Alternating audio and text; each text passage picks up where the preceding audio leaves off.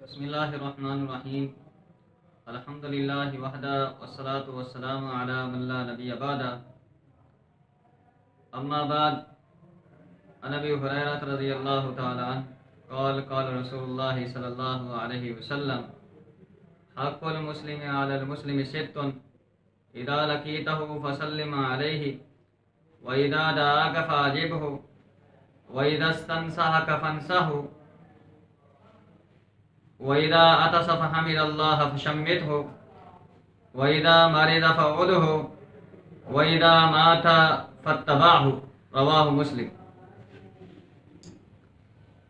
صحیح مسلم کی اس حدیث میں مسلمان کے لیے بہت زیادہ سبق ہے۔ سیدنا ابو ہریرہ رضی اللہ تعالیٰ عنہ بیان فرماتے ہیں کہ رسول اکرم صلی اللہ علیہ وسلم نے فرمایا کہ مسلمان پر 6 حق ہیں۔ ان میں سے پہلا حق یہ ہے کہ اذا لقیتہ فسلم علیہ، جب کوئی مسلمان کسی مسلمان سے ملے تو اس کو سلام کرے۔ سلام کے بارے میں سب سے مضبوط ترین بات یہ ہے، یہ سلام اللہ رب العزت کا نام ہے، هو الملک القدوس السلام المؤمن المہیمن۔ اسی طرح رسول اکرم صلی اللہ علیہ وسلم نے فرمایا، حدیث میں آتا ہے، ایک آدمی آتا ہے، وہ کہتا ہے السلام علیکم، آپ علیہ الصلوۃ والسلام نے فرمایا اس کو 10 نیکیاں ملیں۔ اسی طرح دوسرا آدمی آتا ہے، وہ کہتا ہے السلام علیکم ورحمۃ اللہ وبرکاتہ، اور وہ اپنی جگہ پر بیٹھ جاتا ہے، آپ علیہ الصلوۃ والسلام نے فرمایا 20، اس کو 20 نیکیاں ملیں۔ اسی طرح پھر تیسرا آدمی آتا ہے،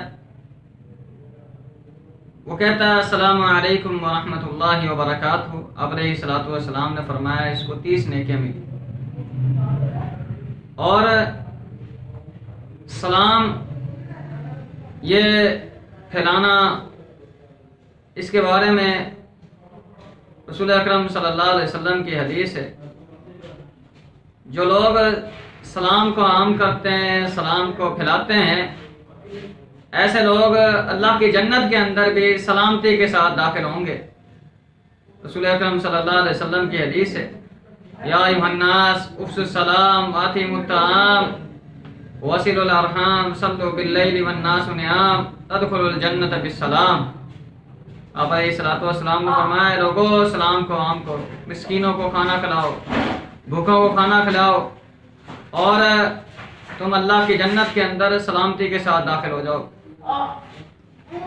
اسی طرح دوسرا حق یہ ہے مسلمان کا مسلمان پر، اذا دعاک فاجبہ، جب کوئی مسلمان کسی مسلمان کو دعوت دے تو اسے چاہیے کہ اس کی دعوت کو قبول کرے۔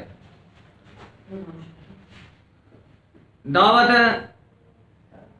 ایک وہ دعوت ہے، دعوت ولیمہ۔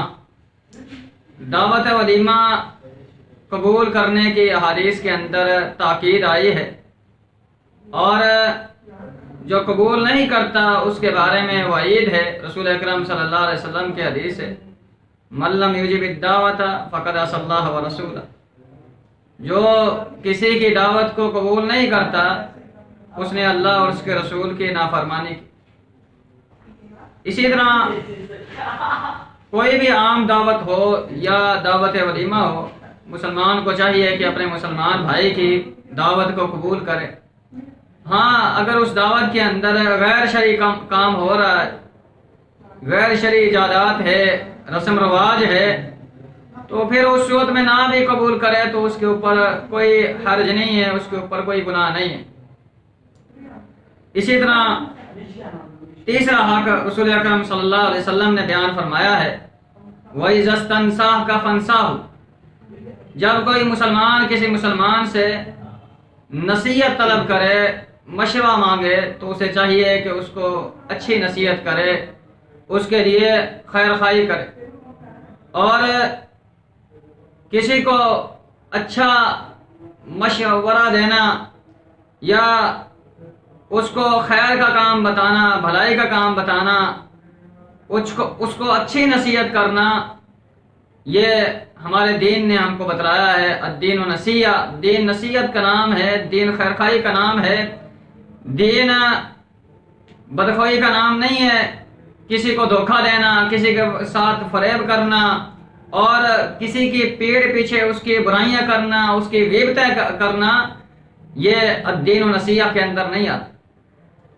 تو حدیث میں آتا ہے وَإِذَا اسْتَنْصَحَكَ فَانْصَحْهُ، جب تم میں سے کوئی کسی سے مشورہ مانگے یا نصیحت مانگے تو اس آدمی کو چاہیے اس کی خیرخواہی کرے، اس کو اچھا مشورہ دے اور اس کو دھوکہ نہ دے۔ جو چیز وہ پوچھ رہا ہے وہ حقیقتاً بتائے، سچ بتائے، جھوٹ اور دھوکے سے کام نہ لے۔ اسی طرح چوتھی چیز رسول اکرم صلی اللہ علیہ وسلم نے بیان فرمائی وَإِذَا عَطَسَ فَحَمِدَ اللَّهَ فَشَمِّتْ، اور جب کسی مسلمان کو چھینک آئے اسے چاہیے کہ الحمدللہ کہ حدیث میں آتا ہے فَلْيَقُلْ لَهُ أَخُوهُ، تو سننے والا جو اس کا بھائی ہے وہ کہے یرحمک اللہ، اللہ تیرے حال کے اوپر رحم کر۔ پھر جس آدمی کو چھینک آئی ہے وہ کہے یہدیکم اللہ ویصلح بالکم، اس آدمی کو دعا دے جس نے اس کو دعا دی تھی یرحمک اللہ کہا تھا، تو اللہ تیری اصلاح کرے، اللہ تیرے معاملات کو درست کرے۔ اسی طرح یہ جو چھینک ہے یہ اللہ کی طرف سے بہت بڑی نعمت ہے۔ چھینک کے آنے سے آدمی کے اندر جتنے بھی بخارات ہیں، فضلات ہیں اور دماغ کی رگیں، دل کی رگیں کھل جاتی ہیں، یہ اللہ کی طرف سے نعمت ہے۔ تو جب یہ چھینک آئے تو ہمیں چاہیے کہ الحمدللہ کہیں، اور اگر کوئی سن رہا ہے مسلمان بھائی اس کی چھینک کو، اسے چاہیے کہ رحمک اللہ کہے، اور پھر یرحمک اللہ کے بعد جس کو چھینک آئی ہے وہ اس کو دعا دے یہدیکم اللہ ویصلح بالکم۔ اسی طرح چوتھا حق یہ ہے رسول اکرم صلی اللہ علیہ وسلم نے فرمایا وَإِذَا مَرِضَ فَعُودْهُ،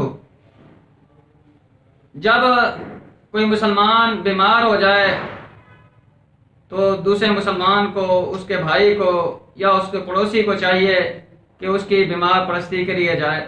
یہ مسلمان کا مسلمان کے اوپر حق ہے۔ رسول اکرم صلی اللہ علیہ وسلم نے فرمایا کہ جو آدمی کسی کی بیمار پرستی کے لیے جاتا ہے، اگر صبح کو جاتا ہے تو شام تک اس آدمی کے لیے 70,000 فرشتے اس کے لیے دعائیں کرتے اور کہتے ہیں اللہ اس کے حال کے اوپر رحم کر، اللہ اس کے حال کے اوپر رحم کر۔ اگر شام کو جاتا ہے تو صبح تک اسی طرح اللہ کے 70,000 فرشتے اس آدمی کے لیے دعائیں کرتے۔ یہ بیمار پرستی کرنا یہ بہت عظیم عمل ہے اور قابل ثواب ہے، بہت قابل ثواب اجر ہے۔ ہم کو بھی چاہیے کہ مسلمان بیمار ہو تو ہم اس کے لیے، اس کی بیمار پرستی کے لیے جائیں۔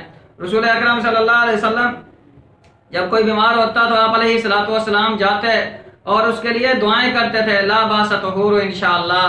اسی طرح آپ علیہ الصلوۃ والسلام نے فرمایا کہ جب کوئی آدمی کسی کی بیمار پرستی کے لیے جائے اور وہاں جا کر 7 مرتبہ یہ دعا پڑھتا ہے نا اسأل اللہ العظیم رب العرش العظیم ان یشفیک، تو اللہ رب العزت اس آدمی کو شفا دے دیتے۔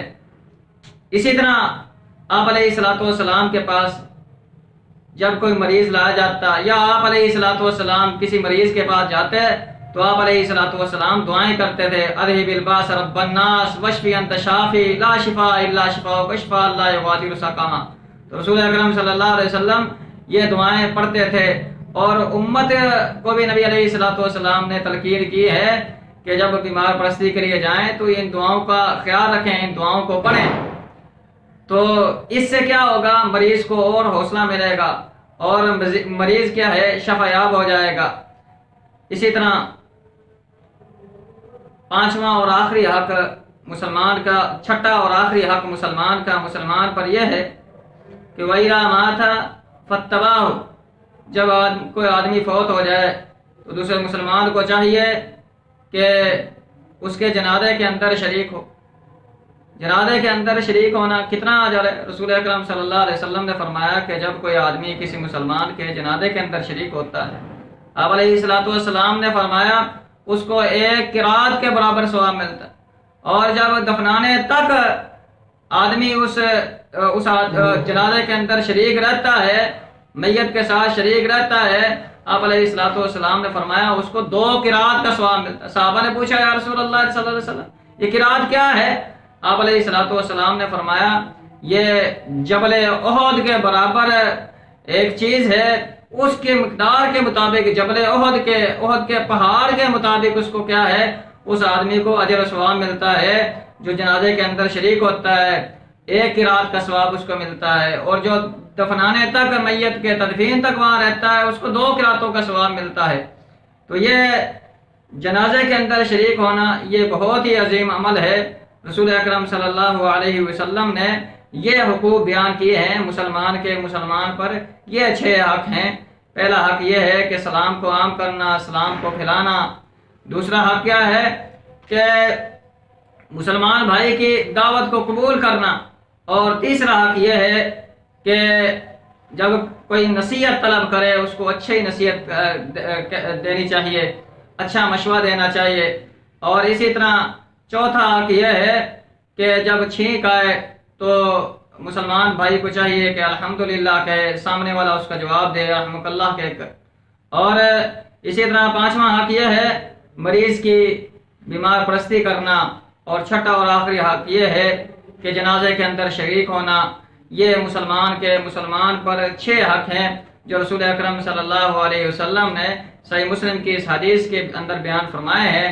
اللہ سے دعا کرتا ہوں اللہ رب العزت ہم کو ان حقوق کو سمجھ کے اس کے اوپر عمل کرنے کی توفیق عطا فرمائے۔ اللہ خاتمہ بالایمان فرمائے، زندگی شان والی دے، موت ایمان والی دے۔ اقول قولی ھذا واستغفر اللہ الذی ولکم ولسائر المسلمین، والسلام علیکم ورحمۃ اللہ وبرکاتہ۔